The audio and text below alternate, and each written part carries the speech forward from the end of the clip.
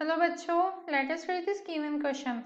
So the given question says that the following figure shows a logic gate circuit with two inputs A and B and the output is Y.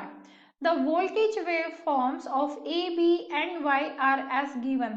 तो देखिए बच्चों यहाँ पे हमें waveform को notice करके truth table यहाँ पे हम लिख लेंगे एंड उसके बाद देखेंगे कि ये जो ट्रूथ टेबल है ये कौन से गेट का ट्रूथ टेबल है। ठीक है, तो यहाँ पे ए के लिए लिखेंगे, यहाँ पे बी के लिए, और ये तो है हो जाएगा हमारा आउटपुट वाई।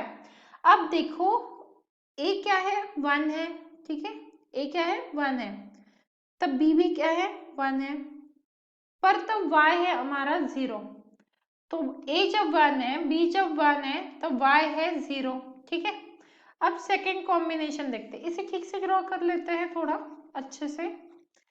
तो यहाँ पर ये हो गया ए कॉलम, ये हो गया बी का कॉलम, और यहाँ पे हम लिख लेंगे ए बी और ये वाई। ठीक है, अब ए जब 1 था, बी जब 1 था, तब वाई था 0। ये हो गया फर्स्ट कॉम्बिनेशन। सेकेंड देखते हैं, ए हो गया 0।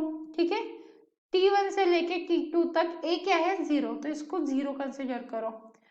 फिर बी क्या है, तब बी भी क्या है, 0 है, देखो 0 है, T1 से T2 तक बी भी क्या है, 0, पर तब y क्या हो गया है, 1 हो गया है, देखो y 1 हो गया।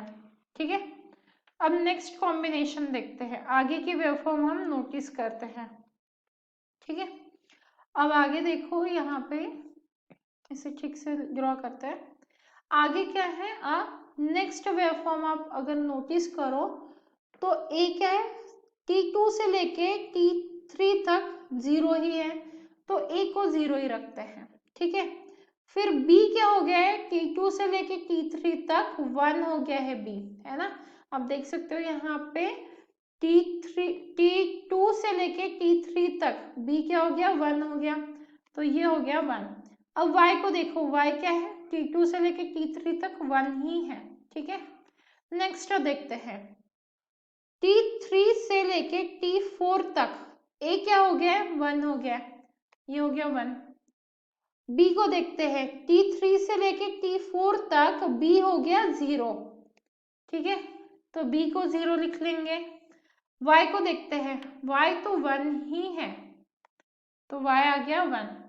अब अगर हम ट्रूथ टेबल को नोटिस करें, जब दोनों हाई है उसने दिया 0, जब दोनों 0 है तब भी 1 दिया, दोनों में से कोई एक 1 है तब भी उसने 1 दिया। ये बिहेवियर कौन शो करता है, ये नैंड गेट का बिहेवियर होता है। नैंड गेट कब हाई देता है, एक तो जो दोनों इनपुट्स है वो लो होने चाहिए, बोथ इनपुट्स जो है वो दोनों के दोनों लो होने चाहिए, अदरवाइज एक हाई और एक क्या होना चाहिए, लो। तो नैंड गेट का जो y है वो क्या रहेगा, हाई रहेगा। और आप देख सकते हो जब दोनों हाई है तो उसने 0 दे दिया, पर जब दोनों लो है तो आउटपुट हाई है।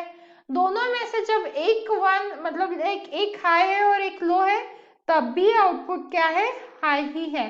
तो ये क्लियरली नैंड गेट का वेवफॉर्म है। So the final answer for this question is option D. Option D जो है वो परफेक्ट मैच है। So option D is the final answer and I hope you understood it well. All the best.